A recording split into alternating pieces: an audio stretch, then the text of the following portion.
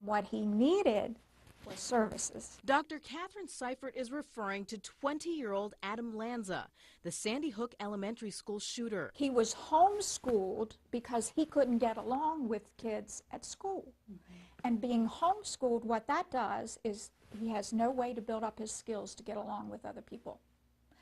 Absolutely the exact wrong thing to do. Only a small percentage of people suffering from some form of mental illness actually resort to violence. But law enforcement and healthcare professionals agree we cannot ignore the warning signs when we see them. We want people and we encourage people to notify us beforehand so we have that information readily available. You look for somebody who's having difficulty dealing with life, work, school.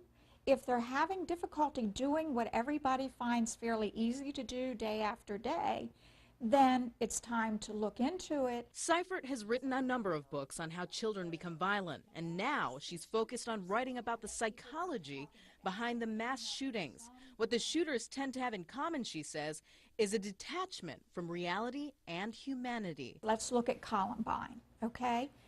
They were identified as doing petty crimes, but looking back on the information, mental health professionals look at that and say, one was severely mentally ill and one was a psychopath. Health experts outline these signs and symptoms which should raise red flags. Someone who withdraws from social interaction or isolates themselves. If an individual starts talking about harming themselves or others.